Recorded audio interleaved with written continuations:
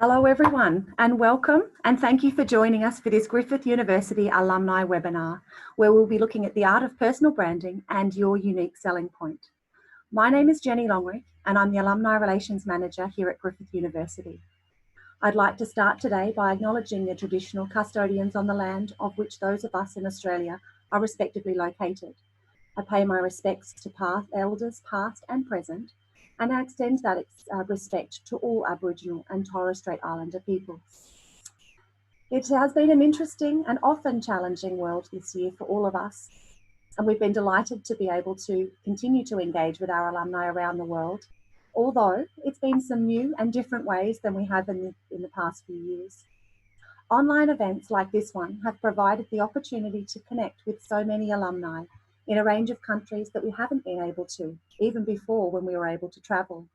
So I hope that you've been able to engage with us in these ways, and you also see this as a silver lining to what's been a difficult year, that you can connect with your alumni community.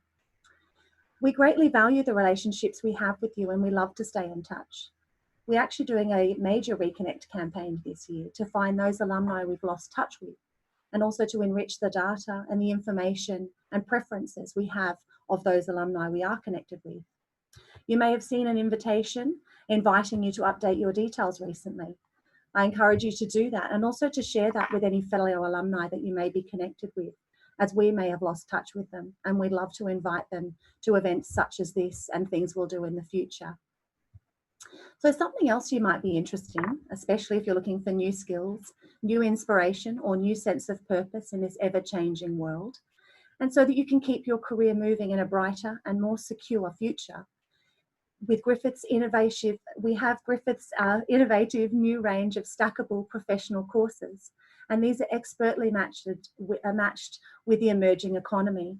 There are more than 100 stackable courses which you can tailor to your needs and make the most of your time. You can choose to study a standalone course, or you can stack 4 courses and obtain a graduate certificate in professional studies. And what's very exciting is that graduated alumni actually receive a 10% off these Griffith Professionals course fees. You can find more information on the alumni website benefits page. Now, before I introduce you to our speakers for today, a little webinar housekeeping. If you have questions for our panelists, you can ask these at any time in the Q&A section of your screen. If you'd like to remain anonymous when asking your question, make sure you tick the anonymous box. I will let you know that this webinar is being recorded. So if you would like to post a question that you would like to be unnamed or not personally identified, make sure that you do tick that anonymous box at the bottom of the question panel. We encourage discussion to continue after today's session, so please share any of the key learnings from today using the hashtag Griffith Alumni on your social platforms as Facebook, Instagram, and LinkedIn. I am now delighted to introduce you to our speakers for today, Graeme Hughes and Emily Kukalik. Graeme, I'll start with. Graeme is the Director of Griffith University's Marketing Lab, managing academic programs which have been set to bridge the gap between academia and business to enhance graduate outcomes. Graeme is also a proud Griffith alumnus, having completed his Bachelor of Commerce degree in 2004. His career spans an impressive range of industries, and he's been a founder and investor of over 20 business ventures throughout Australia and a business advisor for more than 200 global startups, early stage and also mature businesses. Graeme is a published columnist, awarded business person and strategist behind many acclaimed brands and campaigns throughout Australia. And Emily is the founder and managing director of Brand New You Group, which she created in 2009. Prior to this, she was the group head of brand and external relations at AGL Energy and also a member of the executive team. She has worked across Asia Pacific for EDS and BP. In 2017, Brand New You were awarded an Australian Marketing Institute Award for Marketing Excellence with a program that they ran with Westpac. Emily is an Ernst & Young Entrepreneurship Prize winner, a finalist in the Telstra Young Businesswomen Awards in 2000, and a winner of the Lucent Technologies Leadership Awards in 2000, 2001 and 2002. Wow, Emily, what a mouthful of awards. So we are delighted to have you both with us. And now I will ask Emily and Graeme to turn their videos on, unmute the microphones, and I will hand over to you. Thank you so much, Jenny, for the warm introduction. So what a wonderful topic of conversation that we have today. Now, because the subject matter for today is all about you, we encourage you, in fact, we want you to get involved in the conversation as we progress. So don't hold back.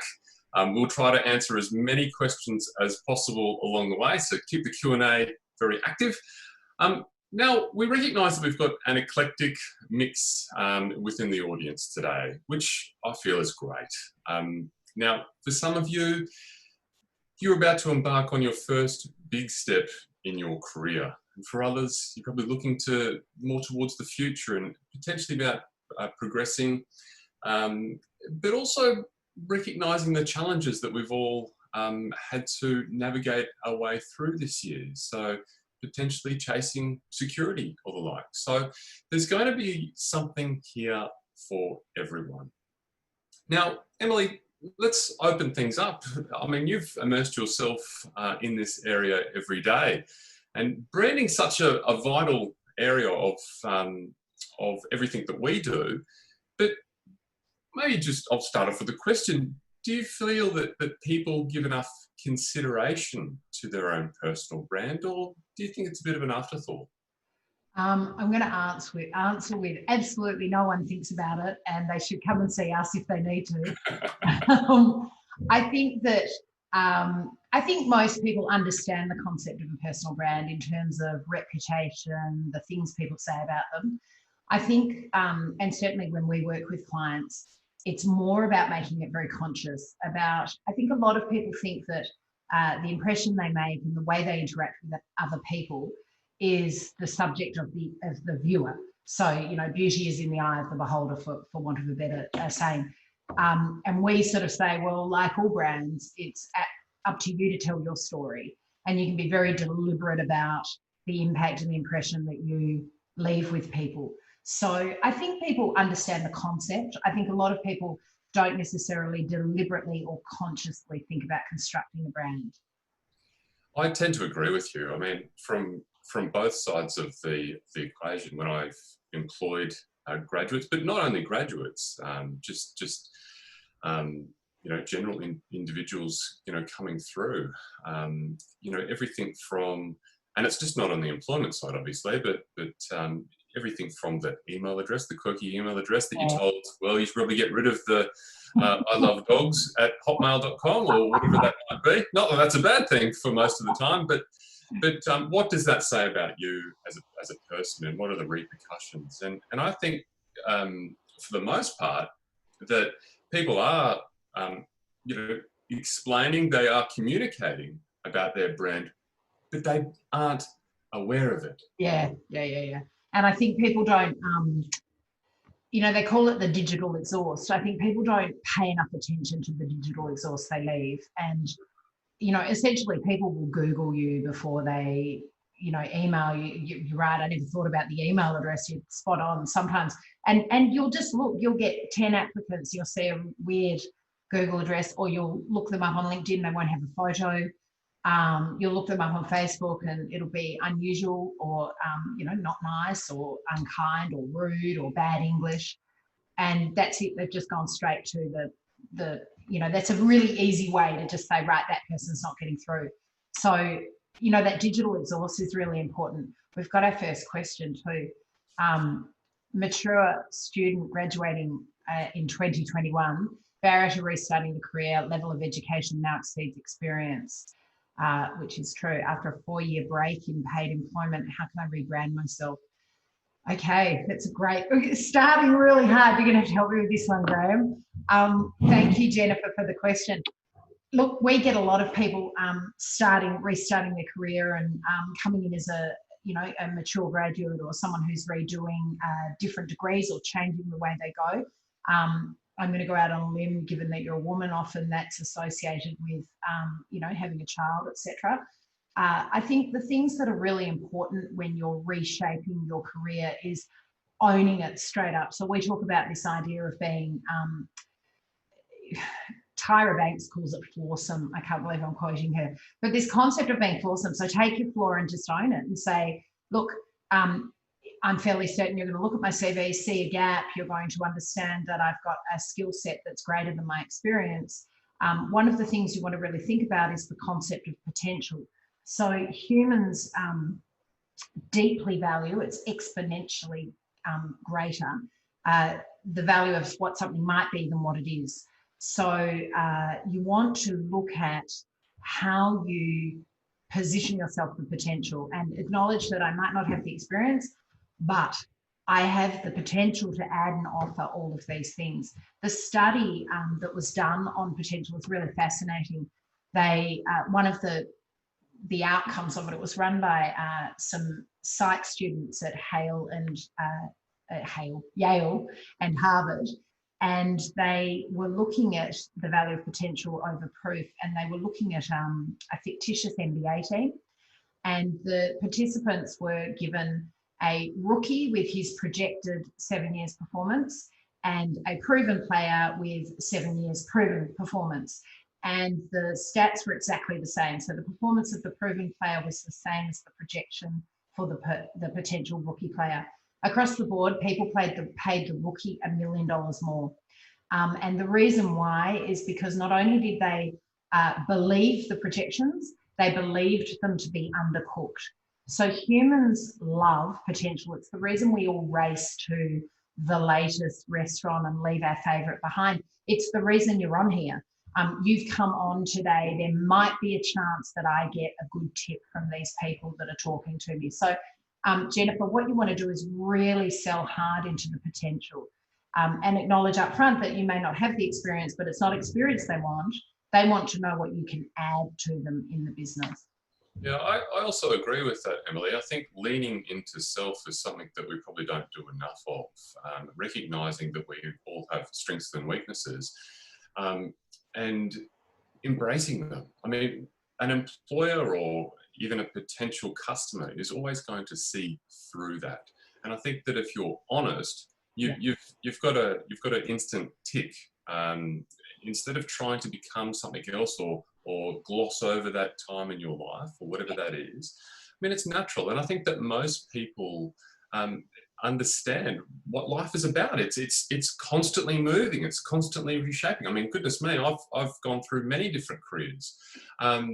So just acknowledging that and being open and honest to it, I think is going to put you on the right foot to begin with. Well, and psychologically, we really like people who know themselves.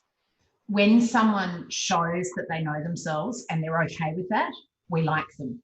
So vulnerability is exceptionally attractive in a very, it's quite the counter to what a lot of us perceive vulnerability to be. And, you know, we've all watched Brené Brown and she talks a lot about it. The vulnerability concept, or just being, you know, it's not even vulnerable, being open and honest and straight. You're absolutely right. I remember at the very beginning of BNY, we had a client who was a CEO of an ASX 50 company, and he had lost his job amidst a great furore. There was, you know, days of him being on the front page of the AFR. There was all kinds of issues. Anyway, he came to work with me, and we were talking about repositioning him for his next step in his career. And I said, you haven't got anything on your CV about that particular role. He said, oh, that doesn't matter. And I'm like, well, we're just going to find it out. So you have to have your story. And to your point, people don't, particularly at that level, boards actually weirdly like you to have a big blow up in your career. And so pretending it didn't happen, it's just kind of like, there's a falseness to it. And particularly in Australia, we have this incredible bullshit detector. So we just throw that person away. Oh, sorry, Graeme, am I not allowed to swear? Bullshit's not a swear word. But we do, and it's a real thing. So we really pick up on that. So we've got another question that's just come in, anonymous, which is completely fine. So how would you go about changing someone's perception of you?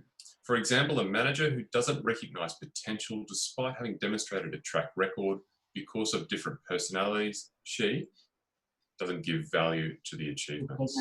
The first thing I would do is, we like people who are really similar to us. So often someone doesn't value because they can't see similarities in your behaviour to theirs. And inherently we all think we're better than everyone else. So that's a proven, there's a proper psychological term for it, but we all do. And Graeme, you'd be familiar with the famous study where people rated their driving skills, and everyone's above average, which is really interesting. Including me, of course. Yeah, I'm definitely an awesome driver. So what you want to do is really kind of try to find similarities with that person in any shape or form. So they can be as basic as, oh my God, you've got pineapple on your pizza. I like that too. Because when we blend these connections with people, we start to actually create a connection that is very, very hard for us to remove from each other. It's why it's really hard for people to make people they've hired to see their faults, because they've got that connection of I've stamped this person. So the first thing would be to really try to work on those connections. The second thing I would recommend is, and we will send something out about this after, we use a thing called the VIA Character Strengths Profile, which is a free online tool that was developed out of Positive Psych. And what that does is it will rank your strengths from 1 to 24. And your top 5 are like the ones that are really important. So what you can do with someone who doesn't get you is actually explain to them what your strengths are. Because what suddenly starts to happen is people start to understand that person so much better.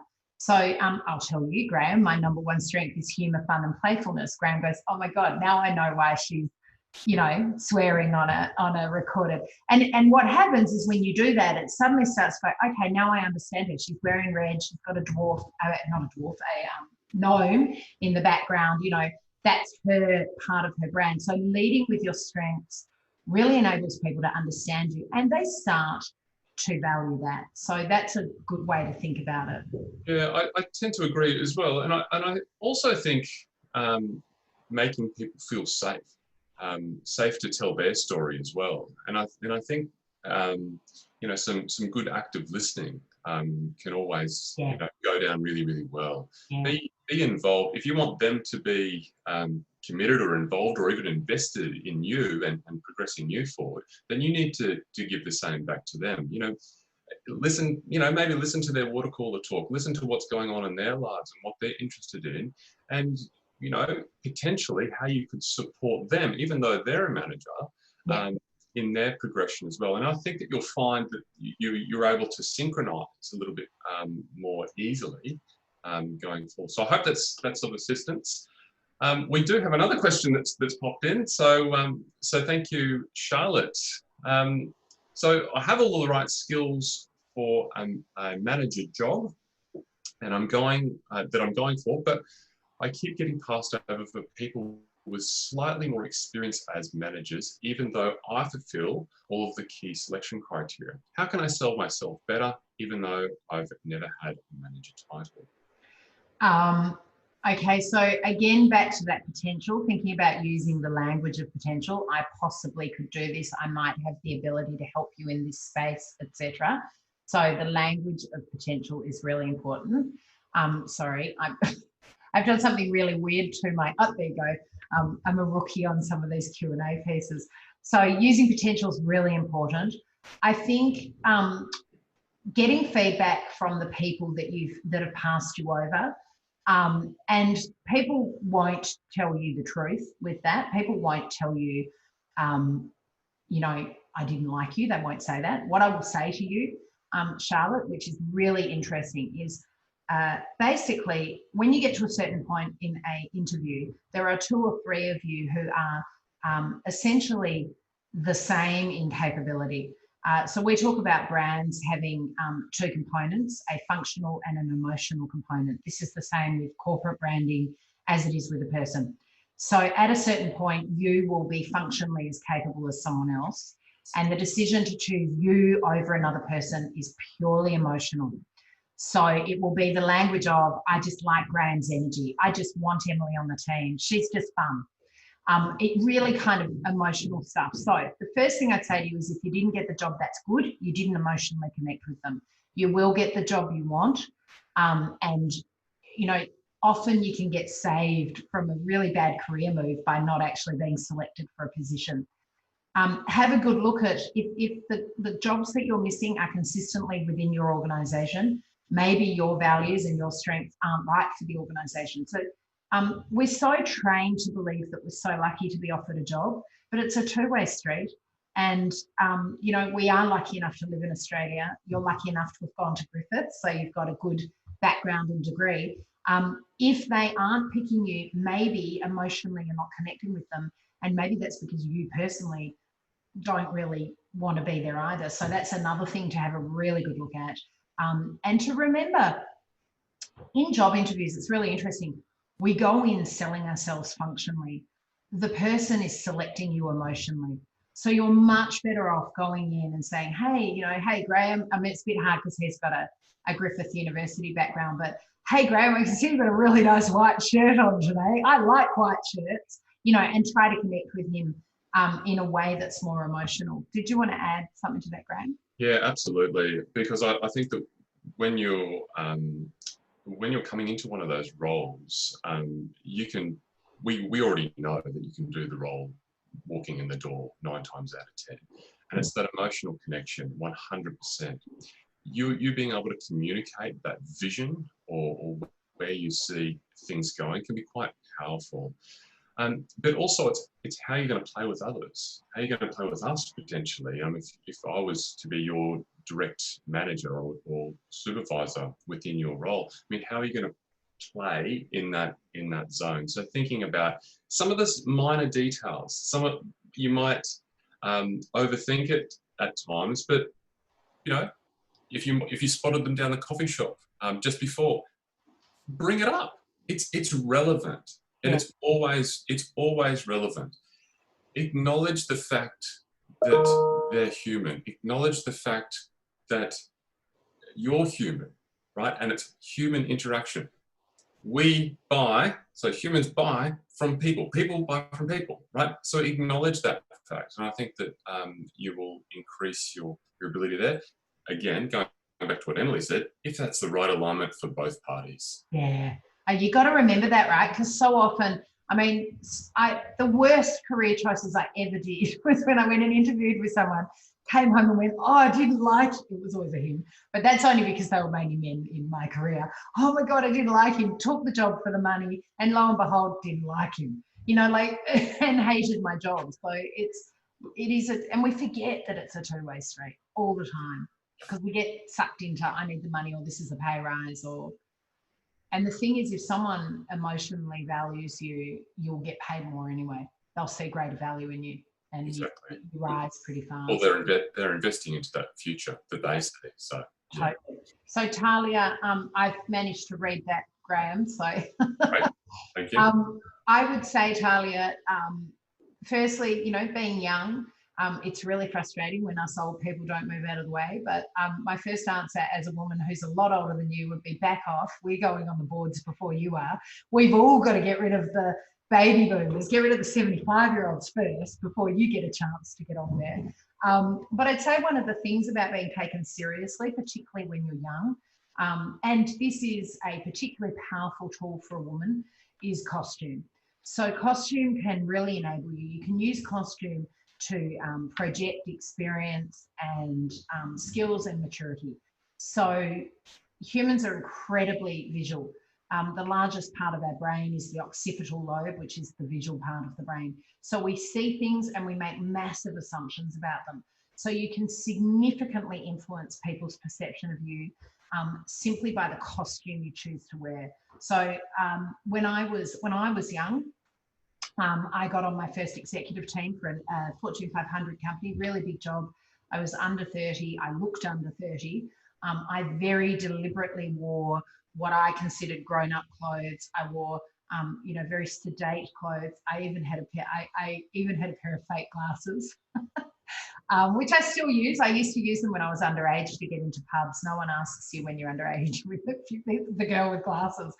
And, you know, you don't have to go to that extreme, but costume can be incredibly powerful. And just the perception, there's study after study after study of how people perceive people based upon the costume they're wearing. So I would say, Talia, use costume, the way your physical presence, so really concentrate on, young people tend to have a lot of energy, and they'll often move a lot in conversations and touch their hair. And, you know, my favorite one is the Kardashian thing, you know, be aware of all that sort of stuff, because if you want to project status to get a bigger role, people with high status move in a very deliberate manner. They're very studied in the way that they move. So there's a physical part to project maturity if you want to be considered more senior in positions. Yeah, I used a similar strategy. So I was on first board position when I was 28, and I would over critique, I think, what I would wear. The suit, I wanted to look better than everybody else. I was very considerate about what I would say. I was mindful of my P's and Q's and over prepare myself. And I felt that held me well in some ways. But I really feel that there's something that you can do, and I'm probably going back to an earlier comment that I made, is lean into yourself. You know, embrace the diversity, embrace the strengths that you're bringing that others don't have. Now, boards want diversity. It might not appear it because, and I, coming from a gender which is overrepresented at the board level, I can assure you that it's not as balanced as it should be. But they are slowly trying to bring in some more diversity. It's nowhere near where it should be, but embrace it. Embrace those differences. You bring significant differences that they need. Decisions are best when they're collective. I think they're best when they have people with varying levels of experience. Embrace what you already have. And I'm all excited. That was nice, Graeme. How do I come back from that one? Moses, I would say again, it's back to that idea. So the question here is, I want to brand myself to potential employees. Oh, sorry, that's moved. Sorry, Moses. Oh gosh, they're coming in fast, thick and fast. Blooming career, sudden sad turn of events. What do I do to position myself again? I think you just need to always have your story ready. So, you know, if someone says to you, oh, you know, I heard what happened at your organisation. I used to work for a man who was an incredible mentor for me, and I worked for him a couple of times through my career. Still a dear friend. He absolutely polarizes people. People either love or hate him. So I will always lead with, I worked for Graeme, I'll use your name to keep him anonymous. And I will say, look, I understand that lots of people have different reactions to Graeme. Part of the reason is because he's a very strong personality. My personal, you know, experience was wonderful, and I really enjoyed working with him, and I learned 1, 2, and 3. However, I saw him be, you know, hard on people, and I understand why a lot of people didn't have that reaction. So Moses, you want to really own and have your story about where you worked and what you learned from it. Yeah, I agree. And also just look at even how you're phrasing this. You have a blooming career. You didn't have, that's past tense. You have a blooming career. When you look back retrospectively with 10 years distance from this particular event, you'll be like, it was only a hiccup in time. Yeah. And I think being kind to self through the process is one of the most important things that you can do. You need to invest in yourself. You need to be kind to yourself, because you're the vessel that's going to get you to that end destination. So yeah, again, embrace it. Don't hide from it, and be self-assured that, you know, you're on the journey.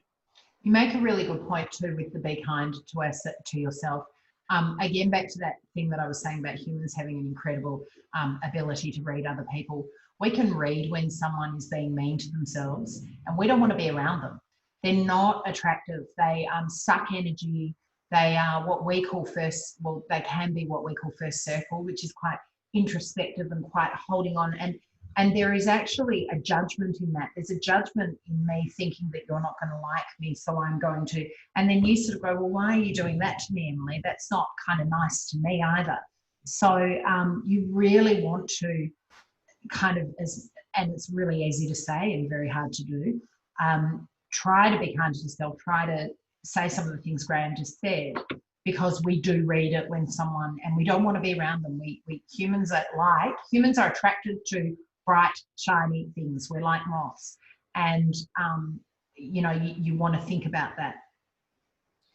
So Megan just put through a question, nice one actually, on the idea of potential. How would you recommend creating your brand and when you're young, and starting in business for the first time? So Megan's starting in editing business after graduating in March, but her colleagues have warned not to let her inexperience worry too much because she has the skills.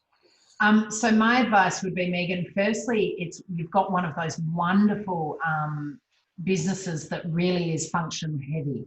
So you're either a good editor or not. You're either good at English or not. So if you've got the skills, you've got the skills. That's awesome. What you might not have the skills in yet is business.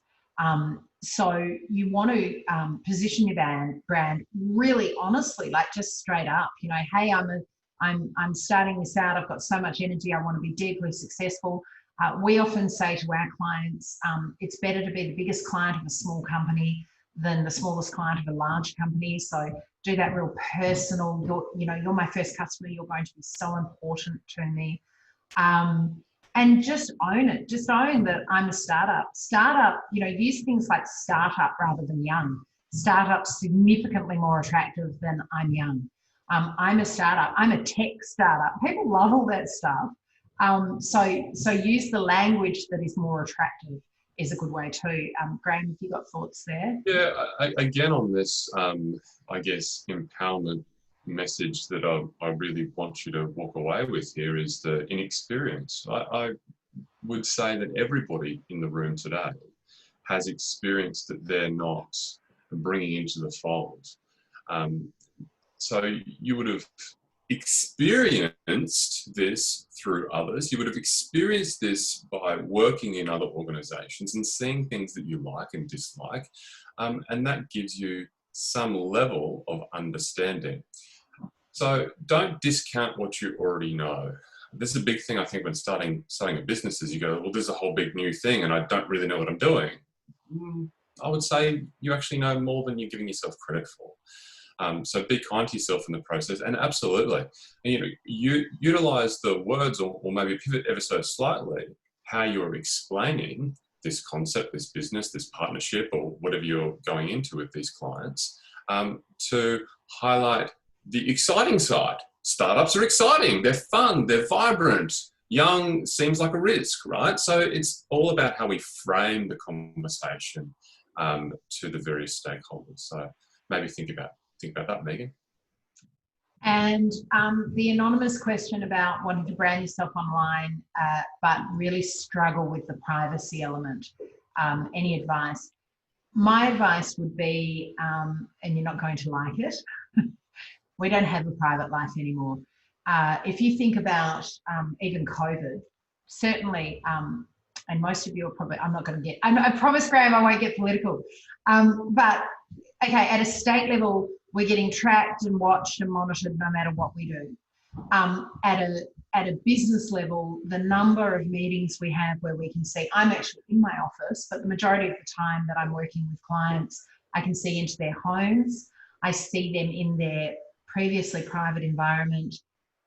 This concept of a personal private life has gone. So I think what you have to think about, and in fact, it's gone so badly that if someone doesn't have an online profile, we perceive them as having something to hide. So remember that social media and online environment, you are the writer. It is the printing press of the olden days. So when the printing press was invented, people got very excited because they were able to share their knowledge and ideas with other people for the first time ever.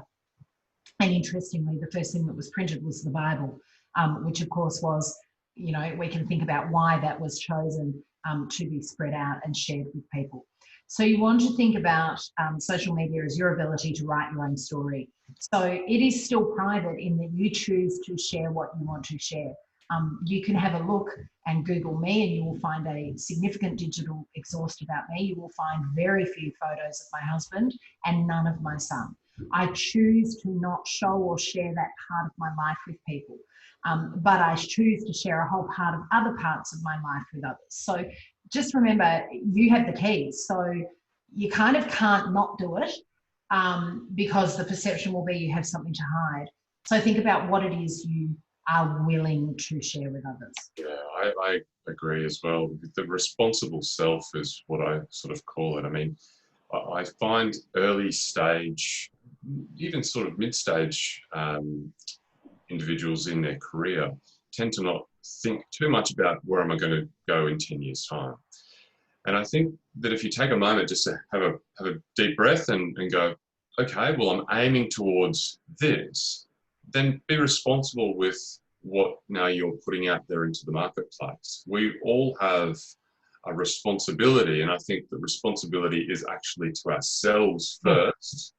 Whilst it might be cool and fun and whatnot to showcase different things to our friends, also just be mindful that in this day and age that everybody is watching. Yeah. And the actions of today will impact the events of tomorrow. So I would very much be thinking about that. You know, everybody does have a platform now. Everybody has their own soapbox. And I think that the question that you should have for yourself is, what are you going to say? Yeah. And I think that one thing I'd love to say, because I'm quite passionate about this, is if you are a parent, be really conscious of the fact that whilst you think your child is gorgeous as a baby, that child will grow up to be a person. We had a very large, it was Morgan and Banks, they came to us and asked us to work with them because they hire a lot of young people in their own firm. And the young people were the first generation that had their entire life documented. And there'd been people passing around photos of people naked in paddling pools. So of course that child was only 2, but I'm now a senior exec and I want to try to build my career, and all of a sudden everyone's giggling at, firstly, they're mentally thinking of naked and Emily together, whether I'm 2 or 20, which of course I am now.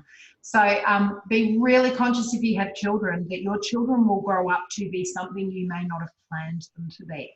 And posting them endlessly, you are creating a brand for them, which may or may not be what they want. And we are seeing the repercussions of that a lot in our day-to-day business. So Emily, question for you. The question is, how do I start to build my brand if I want to move cities? My advice would be, and Graeme will have some great tips here. My advice would be, start to reach out to people on LinkedIn, start to follow certain groups on LinkedIn. As with corporate branding, word of mouth is still the strongest element you have on your side for a personal brand. So find people hey Graeme, I see you know Emily. Emily's in Sydney. Would you mind introducing me to her? Be really open and active with that. Most people won't mind doing that. What else do you think can help, Graeme? Join sporting clubs. Yeah, I think that recognising potentially two things actually. I think you made a great point with regards to LinkedIn. If you are looking to change cities, I mean, it's important to establish your roots probably before you jump. That's a good one. But I also think about the longer term thing about embracing elements of that city. I think that everybody loves to believe that where they're sat at that present moment in time is probably the best city or location on the planet. And I think we've all got a bit of patriotism or whatever in our blood. But if that's legitimately what you're looking to do, I mean, I would tend to embrace that. I would also be thinking about mentors or groups, and you mentioned clubs, or even on the casual side, the sporting clubs and the like, which can often open doors which you might be unaware of, or how to open them. Yeah. You know, executives, I used to play sport a couple of, probably 6 months ago, and it can open doors, you know, you don't know who you're bumping into. So I think that would be something to consider. And even just a broad posting on your social media platform. Hey guys, I'm looking to move to Sydney. I'm really keen to meet some people. Anyone know, you know, people that might be helpful for my career, and being really open, because again, you don't know whose doors will open. And people are often happy to help, especially at the moment. People are really aware of trying to build connections with others.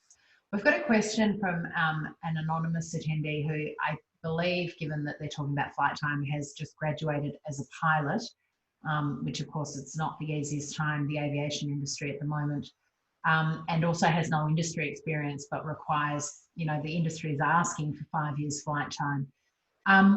My first thing would be look for internships, do volunteer flying if that's a possible thing. You know, can I go and do work at various places for free? I know that's never fun, but at least that would get your hours up, I would have thought, in terms of flight time, because that will help you. And it will also look creative. Hey, you know, I graduated at this time, it was really hard, so I went off and volunteered crop dusting in regional Queensland, and got my hours up. Graeme, you got? Yeah, absolutely. Don't stand still, because you'll die wondering. You know, there's this saying, don't let a crisis, or don't I'm going to forget the whole. Don't let it go to waste. It was Obama. Don't let a crisis go to waste. I mean, it's change, and you can look at it two ways. You have an opportunity, or you can just sit by and suffer. I think that if you look at it as an opportunity, what can you bring to the area? What can you bring to the you know, field? And are there ways to be creative? There are. Play to the strengths, continue your involvement, stay positive, but stay connected. Stay connected. So involve yourself in any events, whether it's functions. You'll find out things that are happening on the ground. You'll find out before they're advertised. Remember that 80% of the job market isn't advertised. And so if you're proving to be a valued member of the environment, you know, in the group, then they're going to be offering you that opportunity before everybody else. We've got a question from Manyaradzi, and I apologise if I mispronounced your name, about culturally diverse. You know, sometimes it's a barrier, and how do you deal with the preconceptions about you in terms of race? I would say to you, and I have a hard to pronounce last name, and I married a Bosnian Muslim during or just after, actually it was during or just after the civil war in Yugoslavia. And so I changed my last name, and I walked around with this last name that very quickly would make people have a long conversation about a civil war. And in Australia, there's lots of people whose last names end in "itch," and they all had an opinion about the civil war because they came from one of the three races. What I found was really powerful and really, and for the first time ever, my maiden name was Emily Blythe, and I'm quite waspy looking. For the first time ever, I faced straight up racism in Australia. I had people make comments to me about my last name. So what I did was I got my story together. I made sure I decided what I wanted to stand for. And I openly acknowledged stereotypes. So for example, Muslim. My husband comes from the Bosnian Muslim area. He is actually an atheist, so that's a whole nother conversation. So he's a secular Muslim, which gets really complicated. And I openly, you know, for me, I went off and read the Quran. I held my own in that place. I would acknowledge preconceptions that people had around that space and say, well, you know, a lot of people think that Muslims do this or do that. So I think one of the ways to really help you when you face prejudice and bias, or bias as a woman or bias as a man, because that's happening now, Graeme, all the time, I'm seeing that regularly, which is terrible. Like, you have no say because you're a white Anglo-Saxon man. Well, I'm like, that's not there, and that's not what we were fighting for. I think you really need to openly just acknowledge some people believe this. Here's my truth and here's my story. And that is the only way we ever undo prejudice as well, because the more and more someone experiences someone that's not like what they expect, you chip away at that prejudice. So it's that idea of being openly acknowledging things. Yeah, I would tend to, as hard as it can be, to move on and not give them airtime. I mean, I think that's the best way to make them fizzle out. You have strengths, you have experience that employers are looking for, right? So spend your time on those who are going to value that diversity. I love diversity. I think that it brings such a well-rounded understanding of many different parts of the work life that we unfortunately don't have, because we live very narrow lives sometimes. And I think that coming from a diverse background, I mean, that's a strength as far as I'm concerned. Yeah, here's what I know that's different. Exactly. So play to that strength and highlight it as a strength. Don't put it over there like, oh, well, I hope that you don't notice that. Embrace it. That's you. And I want you to be your unique and your true self. And I think that once you embody that, embrace it, I think that in a way you'll overcome those naysayers, those idiotic people in life, and you'll find that role or position or in life that you're looking for. And the good news, certainly in my career, and I think I'm a bit older than you, Graeme, but it's probably the same for you, the change in the last 20 years has been vast. I've gone from people making comments to no one does anything except say, how do I say your last name? And they don't even ask me where it's from anymore. And that's just been in 20 years. So we still have it, but it's getting so much better. And it's so, people call out other people on that kind of behaviour as well, which is really important. So we've got a few questions, so we'll try to get through these as economically as possible. So Shane, where do you draw the line with personal branding and using social media platforms? That's an interesting one. And my previous role was organising activities and events for international students. And a lot of my work I share is when I'm engaging with students through Instagram, YouTube, etc. My concern is the perceptions with my LinkedIn connections, where I feel these are good stories, make them across differently with other industry-minded professionals. What's your take, Emily? My thing is that, you can do it two ways. So you can either, if you don't want what you do directly connected with your personal brand, if what you do is to share information and promote your company, you can do it on two different accounts. It's pretty easy to open another account. The other thing I'd say though is, if that is really what you do, just own it. And if you won't not be taken seriously if you are being professional and doing your job. And what you can do is, in an interview or in a situation where you meet someone, you could say, look, you might have looked at my LinkedIn profile and noticed that there's lots of photos of people having fun. That's what I do for a job. I'm proud of how committed I am. I use my own personal profile to promote that as well. And look, I really enjoy that. I'm also multiple dimensional, and there's these other parts to me. I'd go, oh, wow, that's a person who's really committed. They're personally putting their own brand with the brand of the organisation that they work for. They care and love about that, love that brand. And for me, that would be an absolute plus, Graeme. Yeah, I agree. And I would also be thinking about how you're framing that conversation. Think of that as a news story that's going out there, how you're framing it. I mean, you could have the same image, but framed completely two different ways, and you can have that different perception that's going out there. So have some mindfulness about the audience that will be receiving that, what you want that to say about you.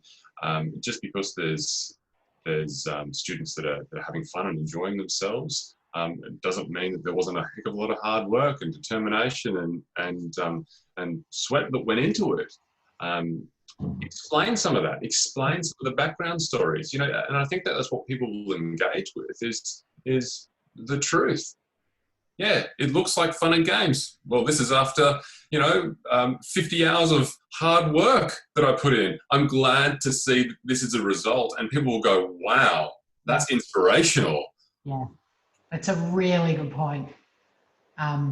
Okay, so we've got an anonymous question about moving into a female-dominated business and, potential to face reverse sexism. Firstly, it's not reverse sexism, it's straight out sexism. So not acknowledging or respecting someone based on sex is sexism, full stop. So what I would say, and I'm going to ask Graeme to add more because clearly he's a man and I'm a woman.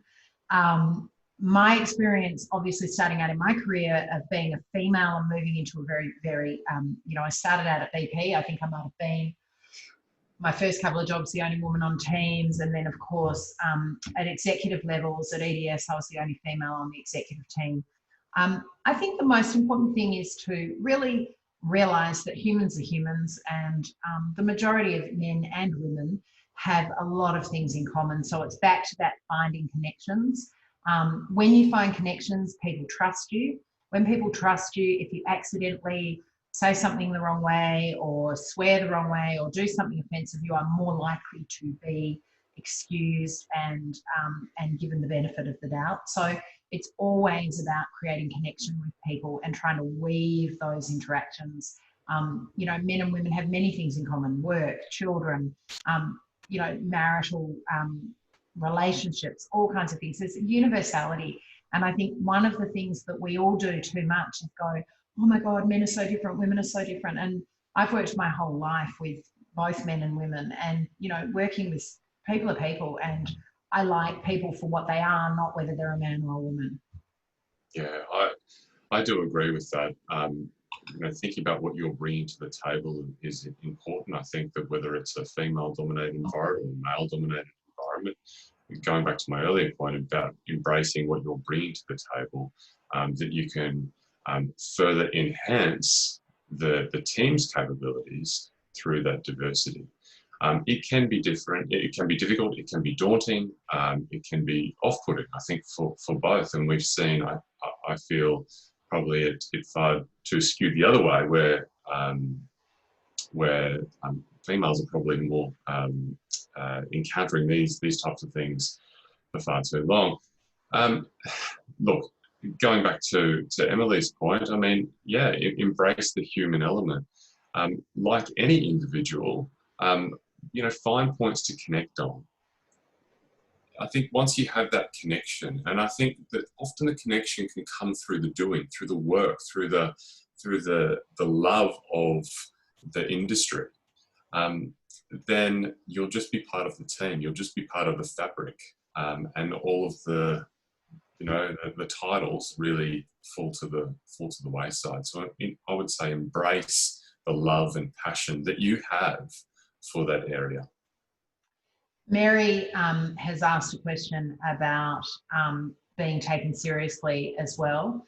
And saying, that she has a role as a life coach, but isn't necessarily old enough to be perceived as someone who can coach. Mary, what I'd say to you is two things. Most sporting coaches, I would prefer a young sporting coach than an old sporting coach. If someone is old and needs a coach, they need it because they made a whole pile of life decisions that got them to where they are, and they're rethinking those. So I would step out of your self-judgment, drop it completely. That's part of being a life coach. And the coach and client relationship is so personal that you have to be so true to your brand, because otherwise you won't attract the right people. So lead with what you stand for, and know that not everyone is going to want that, and that is okay. Because if someone is out looking for an old coach, they're not going to look at you anyway. So lead with your strengths, and you will attract the right people, and you will have more fruitful coaching engagements. If you try to change, you'll attract the wrong people. They'll come and they'll be inherently dissatisfied with what you provide them. And you'll lose that client anyway. So don't try to be what you're not. Yeah, and grey hair doesn't always bring wisdom. I mean, I think that you'll look back and be very thankful for your youthful looks as you get older. Trust me. I'm waiting for the wisdom to come. It's still not there. I still make the same mistakes. So just be comfortable with self, and I agree. I mean, look at what stages that you can help individuals through. It doesn't need to be, the stages don't need to be sections of age in one's life. So just think about that. Okay, Daniel, is it possible for one person to maintain two personal brands? I'm an IT graduate with a Masters of International Business and a diploma of sound production and a diploma of languages majoring in Mandarin. And I'm training every day with the objective of qualifying next year's Paralympics. That would be wonderful. So as a wheelchair racing athlete, well, I hope to all cheer you on. Due to my training regimen, I have very limited work experience. Employees all seem to expect various experience, yet not willing to provide experience. Okay, yes, it is a vicious cycle. I would hammer the diversity factor, wouldn't you, Graeme? I mean, you've got everything. Absolutely, absolutely. And look, a little bit about my background. Before I really threw myself into the world of business, I was an athlete myself. So being 6'5", I was a basketballer. I loved the sport before I was. Were you any good? I was pretty good. Yeah, pretty good. I had a few offers. Come on, we've been talking about selling our strengths. Well, I had a few offers to go overseas, and I was in the Bullets off-season squad at 17, 18 years of age. So, so yeah, it wasn't too bad. The body didn't hold up as well as it should have, but look, I would embrace yourself first of all. I would also be thinking about the collective experience that you can bring across from the sporting world. The sporting world taught me so many of life's lessons in business. I would embrace that and pull it all through. Can you have two different brand personalities? I'm just trying to get through this quickly because of the time, but I would say you can, but I would be thinking about how you would be putting that in the marketplace. Are you creating a persona based around your sporting endeavors, or are you creating an entity or a company or something else based around your professional section? You can do that, but I'm going to disagree with you. Okay. Right? We've been agreeing all the way through. We have, and we're right on the end of the clock. But I would say you have one brand, and your brand is multidimensional. So I think perhaps in the past, sporting styles did split the two, but I think we're seeing very much this merge together, particularly in things like Paralympians who can't necessarily earn enough money as a professional sports person yet, although they should be able to, and they all have other roles within their lives. So I think that you really need to have the single brand, because actually in my experience, I've been lucky enough to work with some professional athletes or former professional athletes.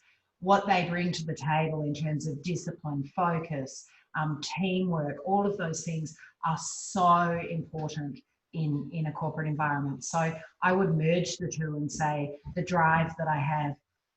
Sorry, Graeme. No. I would actually have a quick look at Michael Klim with his milk brand, and also Kieran Perkins, I think he's working for NAB, and how they've, I guess, used both sides of what they do as a bit of a showcase, an example to you. And I'm sure they'd be willing to help, actually, if you reached out to them. Wonderful, wonderful individuals. So are we going to continue answering questions or just keep arguing with each other? Well, I'm sure we could continue forever, but I believe we might be. Big basketball fan, so I'm super impressed. Why didn't you tell me before? So you can't tell whether someone's 6'5" when they're sitting on. Exactly, that is very true. But yes, so I think that brings us to the end of today's session. Jenny? It does. Thank you so much, Graeme and Emily. I just got so much out of that conversation, and I'm sure everyone else did at home. You would have seen that there were a lot of questions that were unanswered. So we'll look at what we can do with those questions, because it was amazing. The interaction on there was really guided by our guests. But look, you know, once again, I want to say a very big thank you. I actually found it really interesting at the beginning of the session when you were talking about different careers that people have throughout their lives. And I am extremely lucky in my job as the Alumni Relations Manager that I get to meet our alumni and hear their stories about where they've gone from their graduation and that journey that they've taken. And we often find that a lot of our alumni are in completely different industries to what they've studied. Yeah. So you talked about careers not sort of defining you, but also, you know, degrees not defining you as well. You also talked about the connections on LinkedIn and, you know, using those networks. I also loved that you talked about capitalising on those networks. And then Graeme, you talked about locations and where people aspire to move and travel to. So I saw a beautiful segue there to our alumni community. And just to remind everyone who's watching today about your community, the Griffith Alumni community is made up of 200,000 people. So you have an amazingly strong network of people all over the world. So I also I'm delighted actually to let you know that if you enjoyed today's session and you'd like to continue to work on your own personal brand, a partner of Griffith University, Emily's business, Brand New You, is offering a discount for attendees. So we'll be sending out some more information in an email that will come out in the coming days, where you'll be able to have a look at that offer and join her through the program, which I can say is amazing. Just to give you an idea on the program, I've got some notes here. So the program helps you to determine your personal strengths and be able to communicate these. It defines your unique difference and make your stamp on the world. Learn how to influence others and engage people to want to enroll, hire, promote you and be in a position for leadership. And learn how to have confidence, presence and impact online. It's fun, it's engaging, it's delivered in 8 easy to digest, self-paced stages. So as I said, we'll send more information out in an email in the coming days. In that email will also be a wrap-up of this event and give you the opportunity to provide feedback, which we will definitely take on board. If you would like to know more about alumni engagement and follow us on other channels, we are available on Facebook, LinkedIn, as I mentioned, and also Instagram. So join us on those places. It's Griffith University Alumni, and you'll hear more about other events that we're offering that may be in location, hopefully, when we can travel to you, and otherwise we'll be using our online platforms. So once again, on behalf of everyone joining us today and Griffith University, I'd like to sincerely thank Graeme and Emily for being here with us and joining us, and to everyone back at home for really guiding today's presentation. Thank you. Bye. Thanks very much.